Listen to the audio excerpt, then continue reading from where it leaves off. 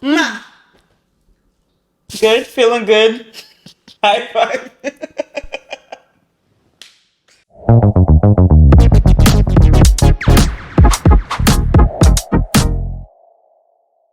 Hi guys, I'm Oyinda, aka Big O. And I'm Lola, aka Fun Girl. And welcome to Side A, the podcast. Period. Pew pew pew pew. That pew pew pew pew, sis. Guys, for context, let's just be transparent with you guys. Like, we've just experienced like a good amount of technical difficulties, and this is maybe the like first episode. Third official first episode, but we had a test episode. Yeah, we've tried to record a little bit, right? Because it's been a little bit of a journey trying to figure out like the setup, trying to figure out like all the equipment. Anyway, they don't give a fuck about that because this is the first time you guys are seeing us on your screen. So welcome to the podcast. This is Side A, hosted by me and my beautiful sister over here. I'm said beautiful sister. Let me tell you guys, it's actually like 11 in the morning right now. We've not eaten breakfast. We've not done anything. I'm here with my little glass of wine and an empty stomach. I know, man. I needed a little bit of something. Because I knew I had to come on here and like give them like energy. So I'm like, okay, all right, let me get my little glass of wine. But hey guys, welcome to the pod. Welcome. Yeah, this is Side A, the podcast, and we're excited to be here, regardless of everything. We're excited to be here, man. It's lit. It's very much because we're excited to be here that we've like even stuck it through this much. And I think also, you know what's funny, right? There was a lot of planning that went into it, right? So we like had timelines down. Yeah. And that just like went out the window. Yeah, it's like all the dates, But you know what? I'm convincing myself that like I think everything's for a reason. I think we're supposed to like do this in real time, maybe. Don't you think? You were saying. You don't think? I mean, like it aligns whenever it aligns. Yeah, man. Like I think me as a person in general, I just like a little bit of like preparation. Like we've already done it, so we've watched it a few times, and then we know, okay, we definitely want it to look like this, and then structure everything around that, rather than it being like, okay, now we have a few weeks to actually get this done, get it out. So we're making content every day, we're editing it almost every day leading up to the days. There's no like kind of like down period to kind of like reflect. So I think that's why I feel like I've just been a little like off-put about like all the technical, and it's really been technical difficulties because it's definitely not us. Like, it's not us. We've been here. We come with the energy every time, but again, this doesn't matter to them. They don't care. Y'all don't care about this. We spent 5 minutes of the first episode talking about technical. But you know something? That is another thing that's just going to be apparent during the show. We complain. We're complainers. Yeah, we are complainers. We are complainers. We are definitely complainers. Normalize complaining. Like, there's nothing wrong with that. Life is hard. Complain, man. Complain with community, and then you guys will pull yourself out of it. And you get over it. But yeah, excited to be here. We are. I don't even know like how to like start this. I feel like we should just like start. Yeah. Right. So like, what's on Side A for you today? Ruga. Yeah, so we just listened to Ruga's album just right now, and I feel we didn't listen because we're like getting ready. We were playing it like while we're like getting ready and everything like that. But like, so I'm gonna go back and I'm gonna give it another listen. But Ruga is on Side A for me because I feel like, and I've been saying this thing with all the people making music, with all the men making music, I feel like people need to go back to making music for the bitches. And Ruga has done that since day one. Like, and he's committed to it. He's committed to making, and I feel like it kind of like sets people apart because look at somebody like Rema, for instance. Yeah, he makes music for the bitches, and it's like men like it as well. Like it's still like men like it because it's gonna bring the bitches out. Yeah, like it's still a jam, but come on, it's for the girls. For the girls, and it's just like I appreciate that energy because I feel like for a time, I know Lola's gonna be triggered by this small, but I feel like the only person that was doing okay, no, let me take that back. I feel like it was like super duper popular, and then people moved away from it. Somebody that genuinely like spent time making music that was, kind of for the girls. Yeah. Was Wizkid.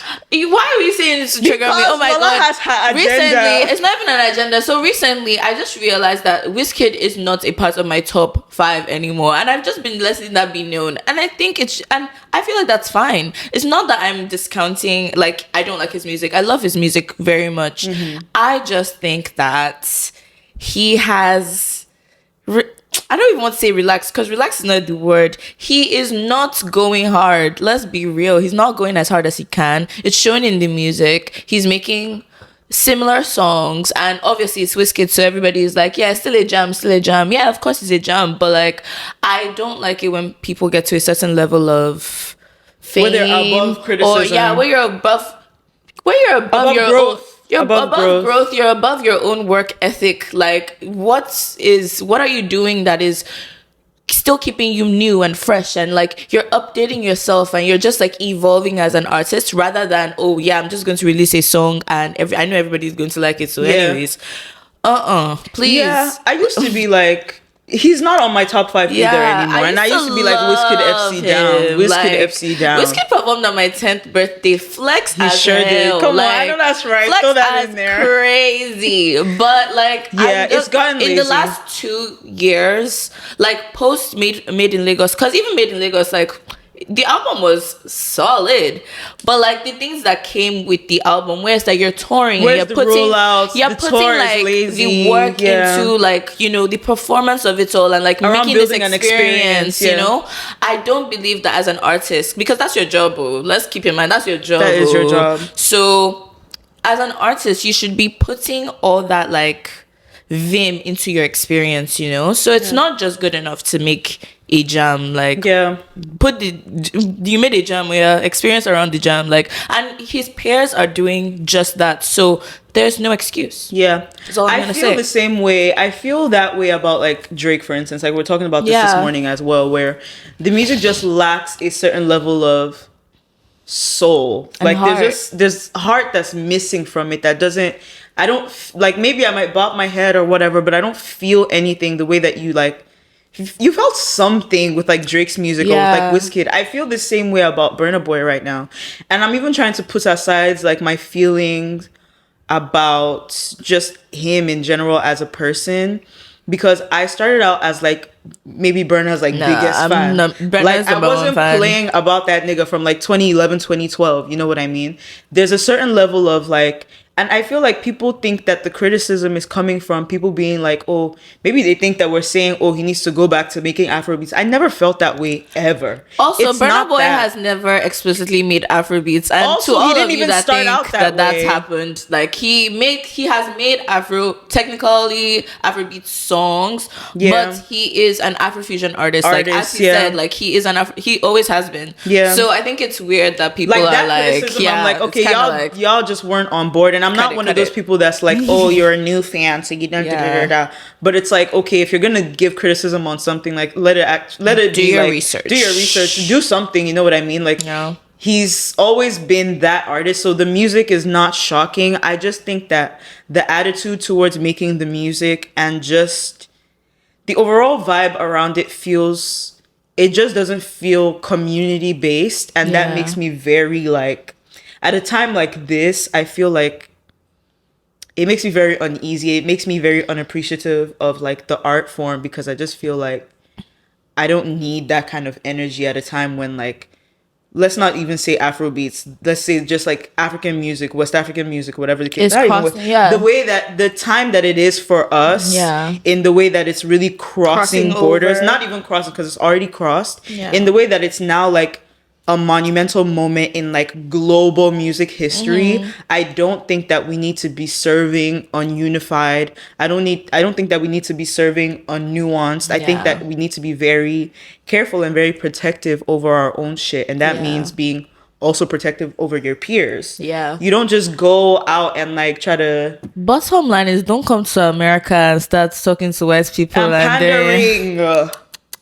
pandering to the Please. white man and to white media. And the crazy part is like they see through that shit as well, bro. Because oh my god, did you read his Rolling Stone, bro? Oh. Half of me was embarrassed, and the other half of me was like, "That's what you get. That's what you fucking get." No, I really like it when, and unfortunately, but I like it when people get dished exactly what they're serving, right? And like you get like a really truthful article about like just what you're doing. I don't even know who wrote that article. I'm going to find out, but shout out to you. Very, very honest, very articulate, very well written. And it did it without being like malicious. Yeah, like it's not malicious. It had like a good analysis of like the album itself and all of those things. Like, because let's think about it. Burna Boy cannot make bad music. He can't make bad music. He can't. That's period. But you can't get to a certain level of your you know, achievements and like, yes, you're again what he has up on Wizkid is, yes, you are still giving that experience and the performance and all of that, and like the package is really good, but then now you are talking down on like where you're from, you know, like like your actual roots. And you know, he has his own feelings towards Nigerians. Like he has his own feelings on Nigerians and all of that. Negative feelings on Nigerians. Like, babe, like every time something is going on with Nigeria, or you perform in Nigeria, or you talking about Nigerians, bro, you treat your own people like shit. It's always negative. And I don't know what you want, like the perception of Westerners or anything to be, especially because you have the attention right now, to be when it's like of Nigeria or Nigerians when you literally said, "Oh, Nigerian songs don't have meaning." And the part that killed me was that he now said 90% of the songs don't have meaning because people don't have real life experiences. See, almost all of Nigerian songs are feel good, you know, dance because of a very specific reason that you yourself understand and talk about in your songs. So I don't know. 1 + 1 is not equals 2, and 2 + 2 is not cat. The attitude is not for me. So it's like, even if I'm sure that the album is good, but I'm just not in the headspace. Maybe I will listen to it at some point when I like can like remove my personal bias, but it's just not. I'm not there. Anyway, that tangent. What's on side A for you, girl? What's on side A for me? I don't know. I've had such an empty head week. I've really been. You know what's so funny? I've noticed you've been on your like tra-la-la-la-la. Very much so. I don't know. What's on side A for me this week is Trader Joe's, man. I think about Trader Joe's every day. I think about going grocery shopping. I love Trader Joe's. Trader Joe's is a next level experience. Honestly, if you want to get into like groceries or like even just like cooking and stuff, and it's like, okay, you don't really cook, go to Trader Joe's. Like they really will have like the things for you. I will say, because for years I did maybe 90% of the cooking, right? But then I just really hate, and I think it just falls under like my dislike for like in-person shopping in general. You know how I feel about that. Yeah. So I don't like going grocery shopping. Or the mall. So I'm like, Lola, just do all the groceries and everything like that. So like just from her like going to Trader Joe's, doing the groceries, she cooks all the time now. Like I literally used to hate cooking. I used to not even hate it. I just didn't like cooking, you know? Like it's not my favorite thing to do. Like I hated the obligation of like when your mommy and daddy are telling you, oh, you should go to the kitchen. You need to be in the kitchen. So I feel like growing up, I already had that just like, I'm not doing this just because I feel like there's this social expectation that I'm supposed to be there. So in the last year, I feel like I've really just grown like a love / like for like flavors and like, you know, just trying out little things, you know, seeing what I can make for myself. The thing is, you've always been able to cook. I've always been able to cook. No, like I know how to cook. You just didn't want to do it. I just didn't want to do it. Like, and that's fine. Like I'm probably going to revert it in a little bit, but like I don't think I can go back to cooking all the time. When I used to cook. Food cooking. The real mama puts over here. Bro, cooking was like my life. I thought about cooking day in and day out. Yeah, I did have like a food page. like a cookbook. It was so cute. And I was like, so I still love to cook. Yeah. But I only want to do it. You blame but I was cooking the most during COVID. Yeah, I blame COVID because we were cooking all the time. I'm sure it tired you out. Do you know what's also? I don't know. Actually, I'm not even gonna psychoanalyze myself right now.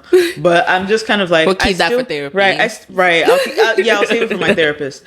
But I still like cooking, but I don't want to do it that often because I think that I attach a certain level of obligation to it that I don't think is healthy for me. So I need to be able to like just be like, I don't feel like, and if I don't feel like, I'm not gonna do it because I think before I convince myself like, oh, but if you don't do it, what's everybody gonna eat? Yeah. But it's like niggas are adults around me. Like everybody's gonna figure out the fuck they're gonna eat. You know something? Eventually, I was just kind of like, okay.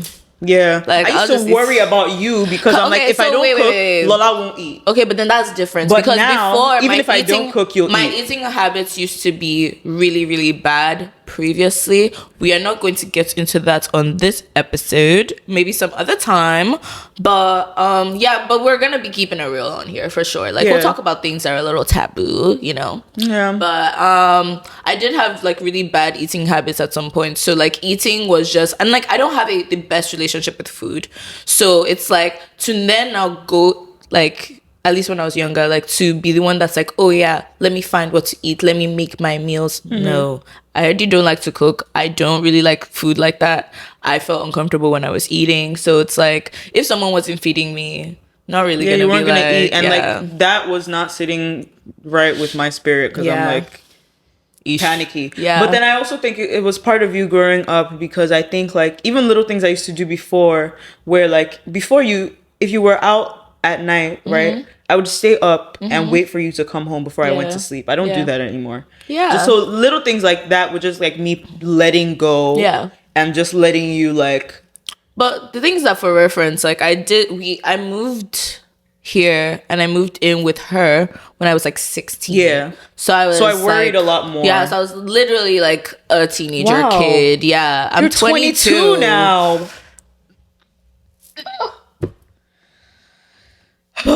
Wow. Ciao. All right. And on that note, that is why the week has been a little tra-la-la-la-la-la-la. Because adulthood, y'all don't tell question me. Mark. Y'all don't tell me. And it's like she's 22, I'm 27, and like I'm navigating different things, but adulthood is so universal. Has a way of staying the same, even though you're navigating different like times, hurdles and different time frames and different challenges. It has a way of like staying the same. So like even just the other day when I like opened your door and I like just saw you like just sitting on your bed, I'm like, damn, I feel you because it's like it's crazy like freshly like going from like being in school every day to graduating and then it's like what to do, what now, what to do. I literally felt you when I just saw you. I'm like, bruh, literally like I've literally been in school since I was 4 years old. Yeah, it's like the level of structure that it like takes away from you. It takes literally a part of your identity away. Like part of our identities becomes getting going an to education, school, being a student, and it's like once that's over, it's like. Okay. Like I even started thinking, I was like, okay, so then should I just like go get my master's? But I'm not ready for that. I'm not ready to go back to school. I literally just struggle that's a big reason. We've like gone off topic like heavy, but that's a big reason why a lot of people like go and like get PhDs or get master's degrees or go to law school or whatever, like immediately after. Because like part of it is like the achievement of it, but a big part of it is also like what else are you gonna do? You know, it's literally it's a trip, but it's for sure a trip. But hey, wow, that was a very loaded side A, guys. Yeah, very for the first episode, extremely loaded side A. But you know something? It's a loaded side A because we've recorded these time after time. They've all been loaded though. But you know something? They've all had like different things. And like, you know what? Maybe at some point we'll like upload like cuts and all of that. Bits and bobs of but I can't believe our full-on episodes are now bloopers. Bruh. Deleted scenes. But anyway, I guess let's skip to side B.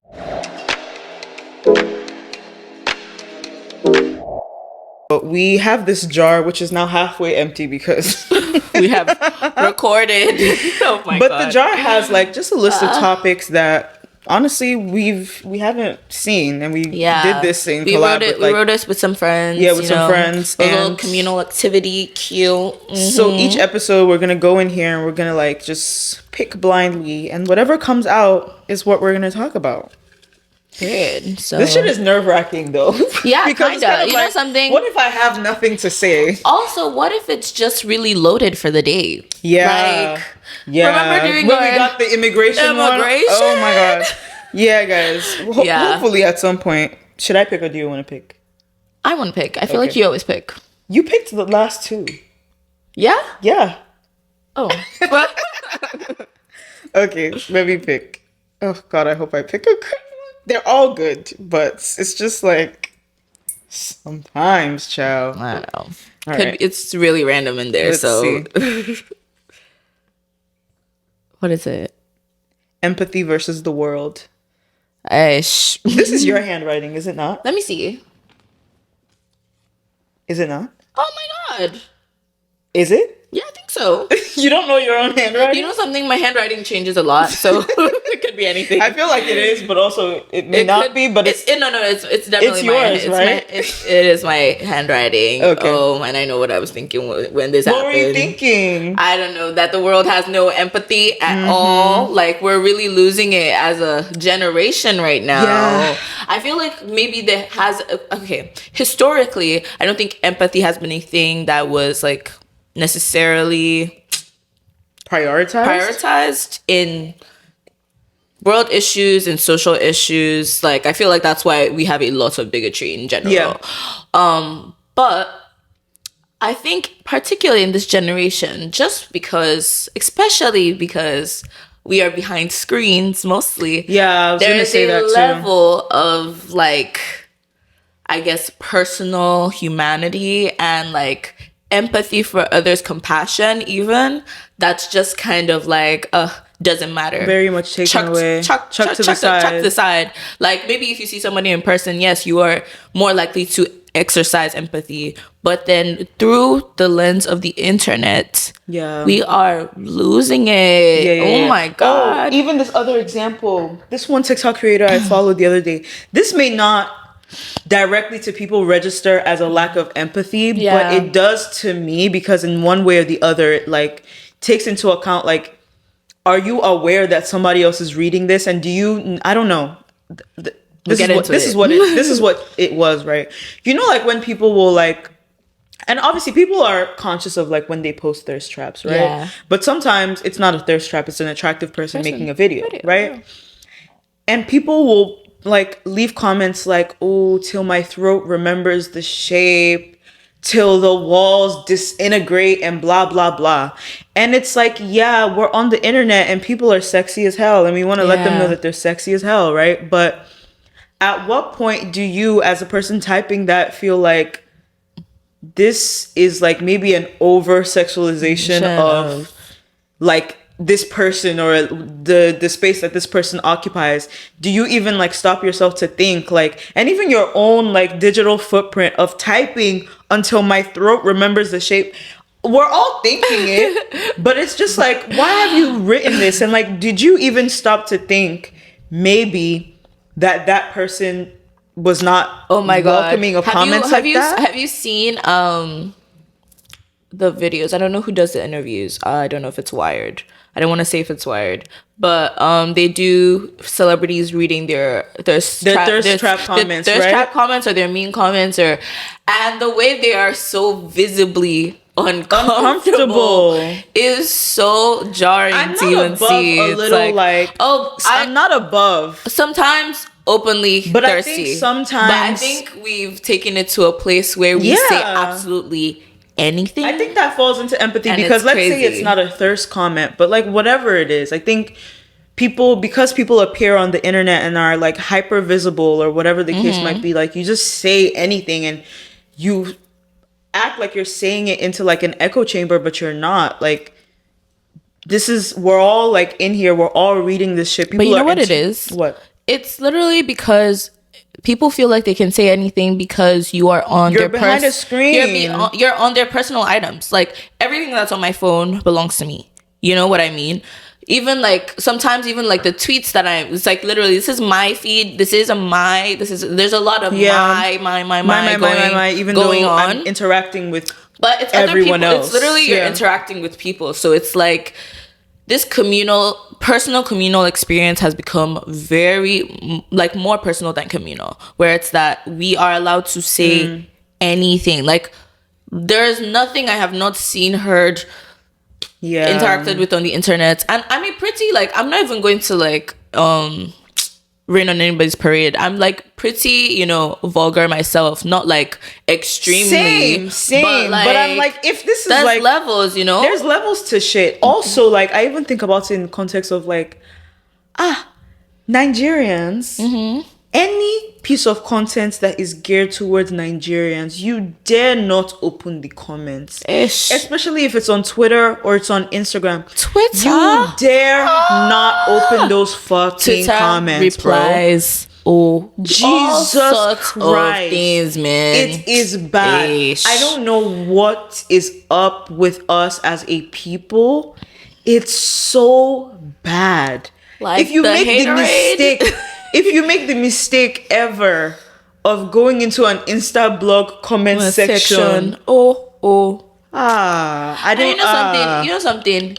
It's even Insta blog comment section. It started since Ndai Yes. On the comments on you people. I'm sorry. Triggered. Can I just please get into this, because I don't think that I've talked about this publicly. I've talked about it publicly, but I don't think I've said this like on like a platform. Yeah. Linda Ikeji, you will crumble.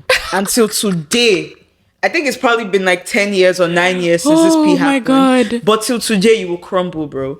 I distinctly remember I probably was like either 18 or I was 19. Yeah. Because I was probably a sophomore in college, I think. And I noticed one day that like some sort of like private account had followed me or something like that.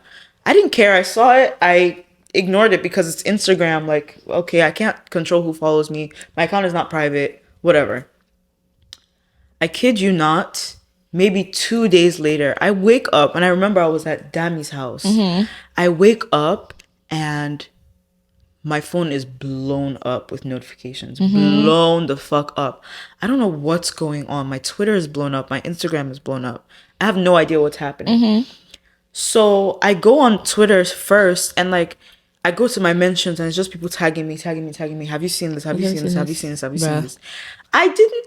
Obviously, like our dad is popular, right? But we didn't grow up as like the way American celebrity kids grow up, where like we're in like the public eye, and like I think my dad even went the extra mile to make sure we're sheltered, that we weren't. Like, so I didn't live that kind of lifestyle. I'm not popular. People don't know me. There's not anything like that. So people are like, have you seen this? Have you seen this? Have you seen this? I'm like, do you know how many of my friends sent me that link? I said, I'm like, what the fuck? What's going on, right? I click the link. I go on Linda Ikeji. I'm scrolling through Oinda's entire Instagram page. My whole Instagram page. They've screenshotted all my pictures. They posted everything to the website. They said, "Oh, she goes to school here." They would know. They said you went to school in University of Sutherland. Sutherland. I didn't even know that was a school. I didn't go to that school. They said I went to University of Sutherland. They posted all sorts. Actually, no. The Sutherland thing was afterwards when I had graduated, and they posted my pictures again. But that one wasn't too bad, right? Because my daddy had shared that himself. So okay, they took it from his page. Oh, not my daddy. Oh, hey. He had shared that himself, so they took it from his page. That one even makes more sense, right? It was a lie, but it makes more sense. More, see how they were dragging me in the comments. They said my breast is sagging. They said, why do I look like this? They said, oh, me, I look like a prostitute. That, oh, look at my, and there was one picture that had like my afro out. Yeah. And they were like, see how her hair is unkempt. These celebrities, they didn't even, their children just go abroad and they did this. They said that me, I slept with Davido. Hey. Where I want to see Davido sleep. Oh, me. God. I don't even think I've met. No, that's not true. No, that's not true. But I was just like, and people are dragging me in the comments. The person that now commented that me I slept with Davido, people now say, eh. So those people are not even carrying the gist. I'm just like, I couldn't be famous. It's just the access. Okay, like empathy. It's bad. The celebrities don't get any empathy. Celebrities are, I guess, no matter almost what, they're exempt from it, right? there's no amount of compassion that you can have for celebrities, or celebrity because children, they're hyper visible and famous. It's just, you have also, all the access. right? I don't even want this to be an episode where it feels like we're like centering this around celebrities, because it just trickles got there down. Just now. Yeah, it trickles down to like everyday people and the way people will just comment on like everyday people. She's going to everyday people today. That's why it's a pun. People will just like berate people, like, and I know myself, right? I see things and I judge, and I drag people in my mind, or maybe I say it in my group chats. But the things people will just like say to the person, it's not a human being on the other side of the screen. Why don't you just go gossip? Go gossip elsewhere. Don't gossip on the internet. What happened to gossiping behind people's backs? Bring that back. Oh, also, this one influencer said this thing, right? I think it was Uche, and she was going to a wedding, I believe. Yeah. But she was wearing a white outfit, right? We don't know the context. It could have been an all-white wedding. The bride maybe could have not been wearing white. Maybe who knows? It actually doesn't even matter, right? But the entire comment section was like, a white dress? You're wearing a white dress? White dress. White dress. Oh, white dress. White dress. And it would be like, I would never want to be friends with you. And she comes on afterwards and she's like, when you went into that comment section, you saw that 50 people had already said the same thing that you said. But you felt important enough. You felt that your voice in this conversation was important enough, or you felt like you needed to make community out of this stupid thing that somebody had chosen to hang on to. And you also commented, white dress? White dress? You think I didn't see it the 50 times before? And that applies to things where it's like, somebody will comment something hateful, and then everybody almost sees that as like their pass. To be like, okay, somebody already commented this, so I'm going to say a hateful thing too. I'm going to say the same hateful thing too. And now you're building a community around being hateful. You're in the comments going back and forth with people. But it's just jungle justice. Literally mob mentality. Because I bet you if you saw something off with the video, and nobody in the comments addressed that same thing that you would have been said, like, you would have been like, oh, I must be the only one thinking it. And then you wouldn't say it. You wouldn't say it. I've done this too, where I like see something and maybe like somebody's wig is looking somehow. First of all, I'm not commenting and saying somebody's wig looks somehow. I might send it to my friend and be like, "Oh, look at the wig." But if you enter, but people feel emboldened by the fact that, okay, somebody already said it, so I'm gonna say it too. And now we're building a whole ass like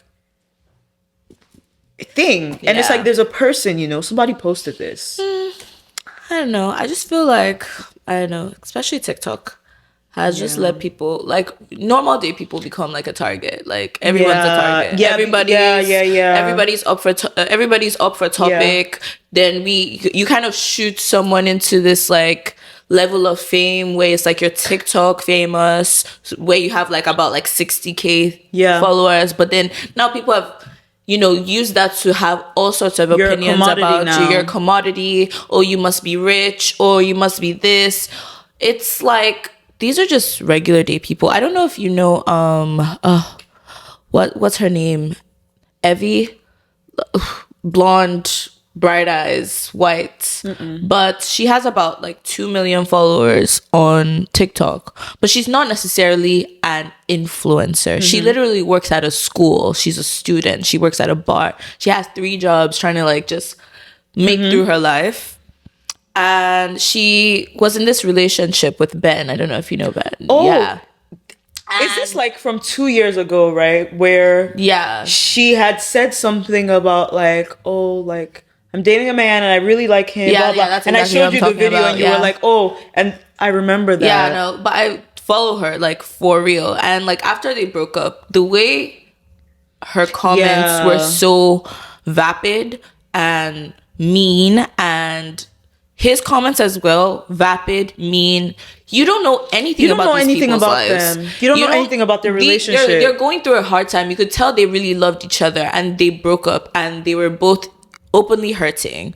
And people on the internet took that as an opportunity to either hate on her or hate on him. And it's like, let's stop trying to talk on situations that we don't know. And I feel like that is where the empathy comes in. Because honestly, if I'm empathetic towards something, I know I've been through a heartbreak, so I know that this person probably doesn't need this in this moment. Or, you know, this person posted this thing, or they're conscious. They posted a video of themselves. I know personally, when I post a video of myself, I'm a little bit conscious about like myself and like my body and my face. And then somebody will now take that and they'll now be using it to insult you in your comments. Come on now, let's take a step back. I think we need to start taking like several steps back when we're about to like say things, engage with things. Like, you don't especially if you don't like it, you don't engage.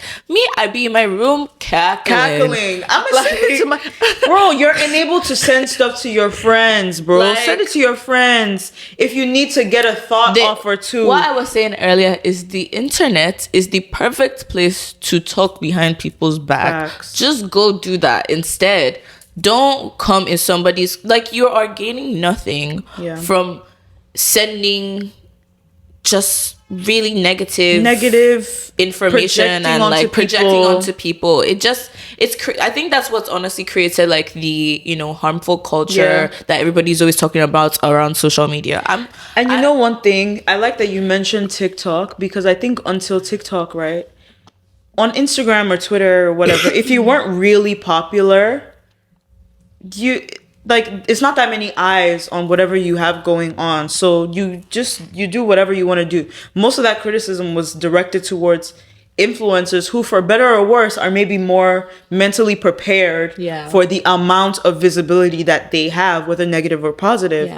But with TikTok, like, anyone can go viral. You know what I mean? Anyone can have a viral video. Which is cool.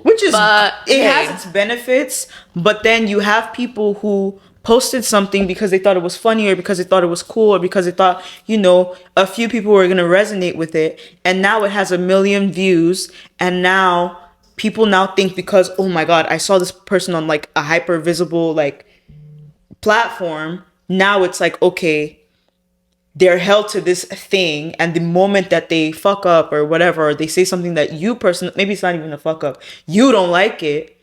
Now it's like, of course, you know, like, you put it out there, so of course we're gonna. Even if they fuck up, we've now, when people fuck up, they're suddenly done.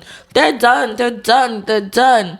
Let people actually, we're human. Let people mess up. Like, if your fuck up is not bigotry, I'm just kind of like, if your fuck up is not you causing mental or physical harm to other people, I think that there's a certain level of, like, there's a threshold for things. And I think people, they just want to create community around going after people in like a very hateful way. And that makes me sad. It's not needed. Honestly, I think, I don't hate cancel culture. I think cancel culture I think it's necessary, but I think we need to rethink it, though, because it's taking a whole other form that is just on its own very harmful and really hurts certain people. So people who really don't even do anything much. Like, sometimes it's really just because the internet does not like you, suddenly you are a social pariah. Even with like the Lizzo thing, I don't want to have any like specific position on this Lizzo situation, but there were literally people posting, oh, when blah blah blah happens to Lizzo, so you finally have a reason to hate her, even though you hated her anyways. And you it's like, we already knew, we know, like, why y'all hated her.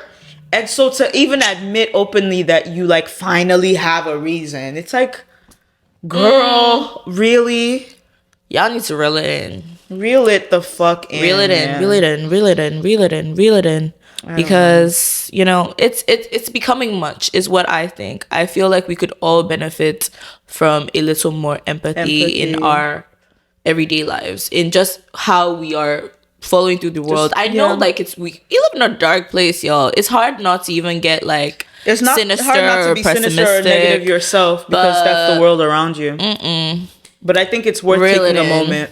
I don't know. You know something? I'm actually just at a point where I think, I don't know, I think especially like this Doja Cat situation, especially where it's that she has gotten to the points that she is specifically because, and you can tell, there has been a lot of opinion and things that have been projected onto her and shared onto her, and like just words that have been said. But let me finish. And I feel like sorry to cut you off, but wait, like let me finish the thought. Continue. Like let me get to the end of the thought. God damn.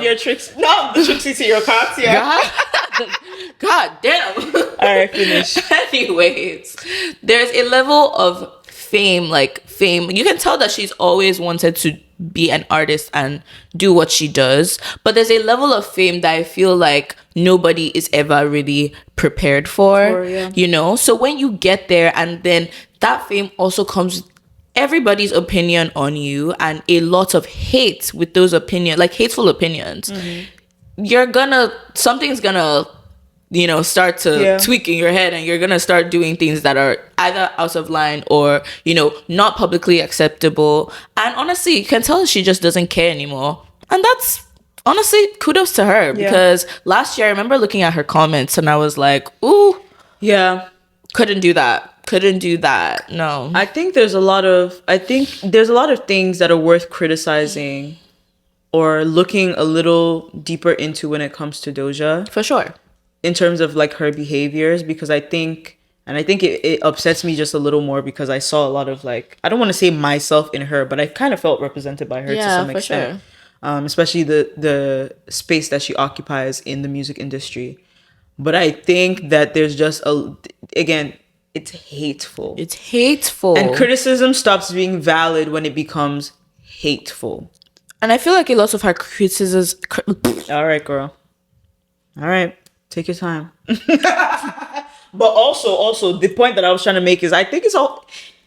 I don't want to say it's fake, because whatever, words count. But she's occupying 3 spots in like the most streamed songs to date. You know something? 3. Yeah, because like everybody is we're shouting, but you're going to go and hate listen to her song. You're going to, but even if it's not hate listen, you're still going to go listen to her songs. Like I don't even want it to even be like, okay, wait, have you noticed that we don't ever separate the artist from the art when it actually matters? It's always when it's, an abuser. It's an abuser. When a rapist. So that's when you want to start separating the artist from the art. Yeah. All right. Side eye. Anywho's. Yeah. I think it's to round it out, I think it's just, hey, be more empathetic. I think be more cautious. It's worth taking just even a split second. It's crazy how much that split second will change if you were just like, all right, do I need to say this? And if this was said to me, how would I feel about this? And then just take that finger off the button. Take that finger off the button. Reel it in. Anyway, it's been real. Do you feel like this was a good first episode? Because I did. Definitely was a good first episode. Really can't wait for this journey, guys. We're so excited. We want to know what's on side A for you guys this week. If you can comment below, or send us a text. DM. Send us a DM. Whatever. Let us know. Text. You giving these people your number? No, like a text on Instagram. That's not a text, girl. It's a DM. But you texted me. All right, girl. Yeah, definitely comment below. Let us know what's on side A for you. Like Lolo said. Yeah. And let's start a little community, guys. Yeah. Let's talk. God, I'm so excited. Follow us everywhere. Also, comment if you like my makeup. All right, girl. Did you use your new blush today? Yeah, I did. It's Glossier. It's cute. We went to Sephora yesterday. Don't know how I feel about it yet, but it's cute. I feel like it gives skin. Yeah? Yeah. It's like red, and I don't think it's not as shouty as blush that you've used before, girl. Oh, but it's red. That's not, I usually use I like think it looks, especially because you're kind of like tan right now. I think it goes with like the skin you guys, tone. if I can keep this tan, this is my. I don't even want to call it a tan. This is my skin color. Wherever where I'm from, for real, this is how I look through the year. So Yeah. a tan is. This is just me, but yeah. NTA. Follow us everywhere. NTA. I said NTA. You said NTA. NTA. You said NTA. Why would I say NTA? AIT. AIT.